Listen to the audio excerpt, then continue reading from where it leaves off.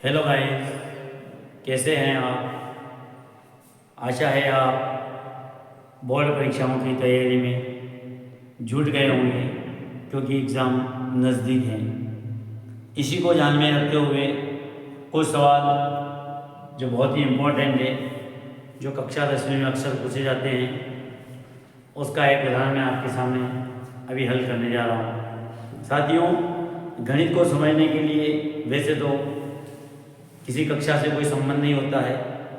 गणित का ज्ञान से कक्षा का कोई संबंध नहीं होता है। जितना हम सीखना चाहें उतना ही लाभदायक होता है। चलिए शुरू करते हैं। दो चर वाले रेखीय समीकरण युग्म जो कक्षा 10वीं का अध्याय है, उसका एक सवाल है जो अक्सर बोर्ड परीक्षाओं में पूछा जाता है।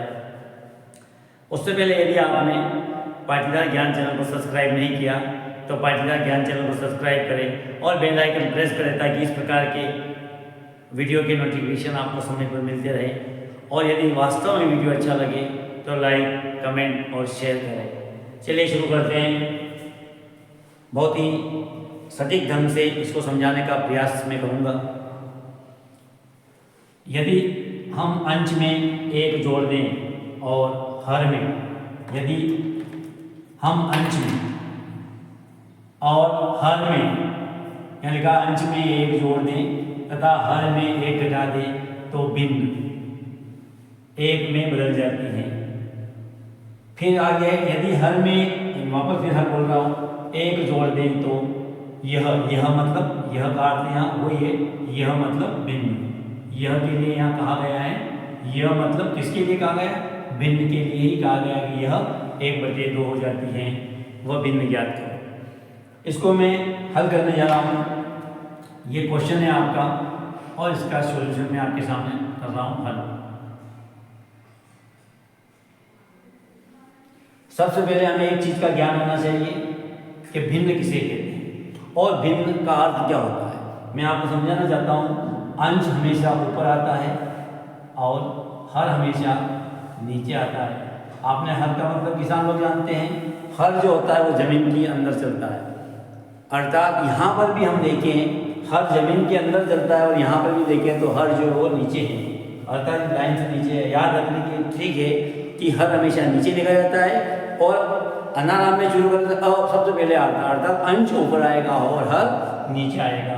तो ये हमें ध्यान रखना है। और अंश और हर से मिलकर जो बनता है उसे भिन्न कहा जाता है। या यूँ कहो, भिन्न जो होता है उनके दो पुत्र हैं, अंश और हर।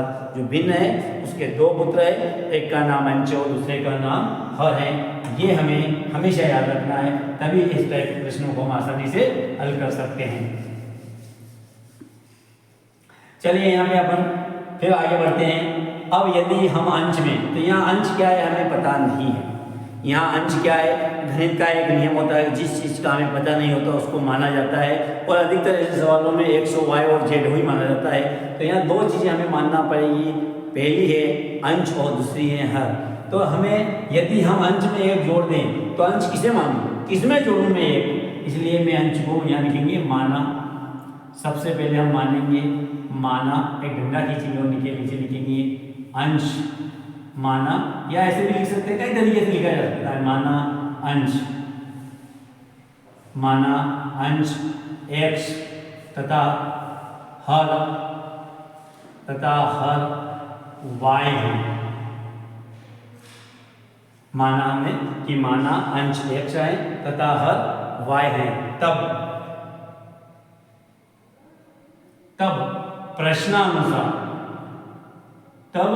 प्रश्नानुसार, यानी हम कोई भी नक्शा होता है अपने पास, माना कि कोई नक्शा होता है, और नक्शे के अनुसार हमें किसी गांव पहुंचना है या किसी शहर जाना है या कोई लोकेशन पकड़ना है, उसी प्रकार से यहाँ पर भी हम इस प्रश्न के अनुसार इस समीकरण को बनाएंगे।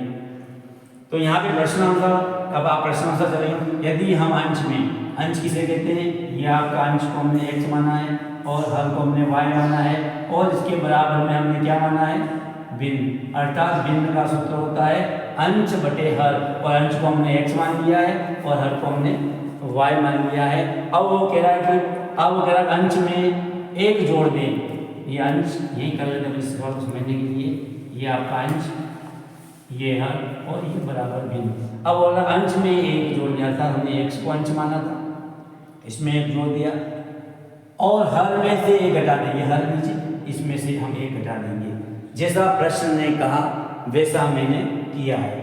तो वो कह रहा है घटा दे तो भिन्न, ये जो भिन्न है वह एक में बदल जाती है। अब इस भिन्न की जगह हम क्या लिख देंगे, एक लिख देंगे। ये मैंने समझाने के लिए आपको लिखा था। अब भिन्न की जगह एक लिख देंगे, क्योंकि उसने कहा कि भिन्न एक हो जाता है। क्या हो जाता है, भिन्न एक में बदल जाता है। अगर इस भिन्न की जगह हम एक लिख देंगे। अब भिन्न बराबर अंश बटे हर होता है, अंश में एक जोड़ने पर y में एक घटा दे तो भिन्न एक में बदल जाता है, भिन्न की जगह हम एक लिख देंगे।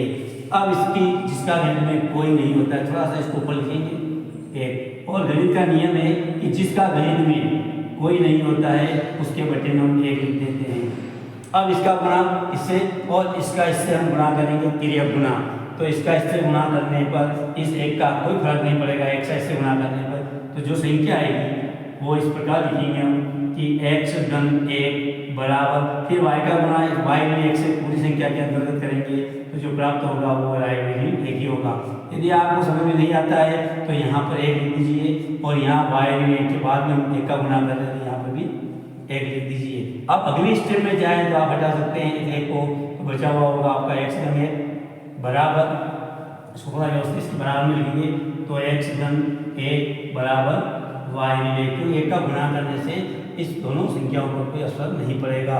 अब गणित का समीकरण का नियम होता है, उस नियम के अनुसार हम x की संख्या को एक तरफ और केवल चर संख्या को एक तरफ और जो संख्या उस प्रकार हम अलग अलग ले लेंगे। तो यहाँ पे x इधर ही था, अब बराबर से y इधर और इधर लाएंगे तो ये ऋण का y हो जाएगा और बराबर ऋण एक, ये धन का एक इधर से इधर जाएगा तो ऋण का एक हो जाएगा। जैसे आपने देखा x यही था लेकिन y इधर बराबर से पहले इधर लाया तो ऋण का कर दिया, ये बराबर ऋण एक पहले था लेकिन ये धन का एक इधर जाएगा तो ये भी ऋण का एक हो जाएगा। अब इसे पुनः हल करेंगे तो x ऋण y बराबर ऋण 2 होगा, जिसे हम समीकरण नंबर 1 नाम दे देंगे। इसके बाद इसके नीचे ही आपको चलना है, इसके नीचे की स्टेप के लिए अपन यहाँ से फिर आगे बढ़ेंगे, जिससे दूसरी समीकरण हम प्राप्त करेंगे। इस डेढ़ लाइन से हमने यहाँ पर एक समीकरण प्राप्त करी, बची हुई डेढ़ लाइन और जिससे हम एक दूसरी नंबर की समीकरण प्राप्त करेंगे। देखिए x ऋण y बराबर ऋण 2 हो गया। अब पुनः आगे बढ़ो, यदि हल में वापस वैसे लिखना आपको इसके नीचे ही चलना है। मैं यहाँ कर रहा हूँ वापस, उसने कहा कि ये ऐसा ऐसा लिख देंगे x धन y बराबर सॉरी। अब वो कह रहा है कि यदि हल में एक जोड़ दिया जाए, ये हर यहाँ नीचे एक जोड़ दो, अंश के लिए आगे उसने कुछ नहीं कहा है, अंश में न जोड़ने का और न घटाने का, उसने केवल ये कहा है कि यदि हल में एक जोड़ दिया जाए तो भिन्न जो है वो क्या हो जाता है, 1/2 हो जाता है। यहाँ पर एक की जगह अपन क्या लिख देंगे, 1/2 लिख देंगे। अब इसका गुणा इससे और इसका इससे करेंगे, 2 का गुणा x से करेंगे तो हम डायरेक्ट लिख सकते हैं 2 का गुणा x से करने पर 2x बराबर 1 का गुणा यहाँ करेंगे तो यहाँ जैसे कोई असर नहीं होता है, इस प्रकार यहाँ पर 1 का गुणा यहाँ करने से कुछ नहीं होगा, y धन 1 ही बचेगा। अब वही बात x और y की संख्या एक तरफ हो जाती है, y उधर है बराबर से करने के लिए तो ऋण y हो जाएगा और बराबर से इधर ही एक धन 1 बचा और धन 1 को हम 1 भी लिख सकते हैं। ये हमारी समीकरण नंबर 2 हो जाएगी। अब इसके आगे हमें इसी क्रम में आगे चलना है, समीकरण नंबर 1 व 2 को हल करने पर हम समीकरण नंबर 1 और समीकरण नंबर दोनों को हल करेंगे। ये हमने इस इबारत के माध्यम से समीकरण नंबर 1 2 प्राप्त करी हैं और आप जानते हो इससे पहले मैं पूर्व वीडियो में बता चुका हूँ इन समीकरणों को कैसे हल करते हैं। अब हम इन दोनों समीकरणों को अगले इसी नीचे हल करेंगे।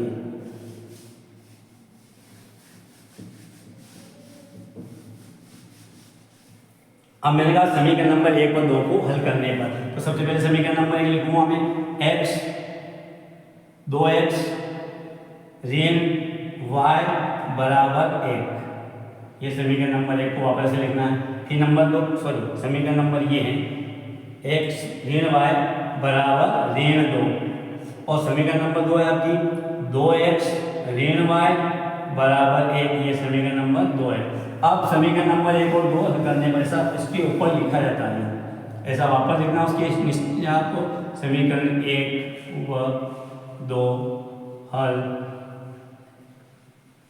करने पर और उसके बाद समीकरण 1 और 2 लिखना है। अब यहाँ पर कैसे समीकरण करते हैं ये आपको पूर्व में हम समझा चुके हैं। यदि समान चिन्ह की संख्याओं को हम काटते हैं तो यहाँ पर लिखते हैं घटाने पर, और यदि घटाने पर हम लिखते हैं तो बदले में चिन्ह बदल जाते हैं नीचे वाली समीकरण के। जैसे हमने घटाने पर लिखा तो ये 2 धन के थे, ऋण के कर देंगे, ऋण के धन के हो जाएंगे, धन के ऋण के हो जाएंगे। अब y ऋण का था, y धन का मानेंगे ना कि ऋण का, इसलिए ये दोनों कट जाएंगे। अब मैं अगर आपसे कहूँ कि x का तो आपको बताना है धन का, और मैं कहूँ ये 2x का तो आपको याद होना चाहिए ऋण के माने जाएंगे। अब ठीक, यहाँ पर भी ये ऋण के 2 है और ये 1, तो आप कहना है ऋण का 1। इस प्रकार ऋण के 2x में से धन का x चला जाएगा तो ऋण का x बचेगा, बराबर ऋण के 2 और ऋण का 1 तो ऋण के 3 हो जाएगा। दोनों ऋण की संख्या है इसलिए दोनों ऋण ऋण धन हो जाएगा। ये गणित का नियम है। तो x बराबर क्या बचेगा हमारे पास 3 बचेगा। अब इसको नंबर दे देना अपन 3। अब यहाँ लिखेंगे समीकरण 3 से x का मान इन दोनों समीकरण में से किसी एक में रख सकते हैं। तो समीकरण नंबर 3 से x का मान 1 में रखने पर, या हाँ, तो समीकरण नंबर 3 से x का मान 1 में रखने पर, ये क्या है वापस लिख लो, x ऋण y बराबर ऋण 2, ये आपकी पूरी समीकरण थी। उस समीकरण में हम मान लिख देंगे। तो x का मान अपने पास क्या है 3 है, तो हम x की जगह 3 लिख देंगे, 3 ऋण y बराबर ऋण 2। तो यहाँ पर ऋण y आपको इधर चाहिए, बराबर आपको ऋण 2 निकला, ये 3 इधर से इधर जाएंगे तो ये ऋण धन के इधर से जाएंगे तो ऋण के 3 हो जाएंगे। इस प्रकार ऋण के y बराबर ऋण के 5 बचेंगे। और यहाँ पर भी हम देखते हैं ऋण y और ऋण धन ऋण के 5 है, तो y बराबर आपके पास जो बचेगा वो y जो बचेगा आपके पास वो y बचेगा आपका 5 धन का। इस प्रकार से हमारे पास 2 मान आए, इसके नीचे आपको लिखना है, साफ कर रहा हूँ, इसके नीचे ही आपको जस्ट लिखना है इसका जो मान आया हमारे पास वो आया है 3, और y का जो मान आया वो आया हमारे पास 5। अब ये मान जो आपके पास x और y के जो मान आ रहे हैं उन मान को वापस समीकरण 1 या 2 में किसी में भी अपन रख सकते हैं, ऐसा नहीं है। जो आपके पास 2 मान आए x और y के, अब ये x और y के मान आ गया था, आपका भिन्न क्या होगा ये देखना। अतः भिन्न आपका क्या होगा, देखो हमने भिन्न को माना था x, अंश को क्या माना था x, और अंश अपने पास क्या आया 3, और हर क्या है अपने पास 5 आ गया। तो वो कह रहा है कि जब ये करेंगे अंश में 1 जोड़ दें और हर में से 1 घटा दें तो भिन्न 1 हो जाएगा।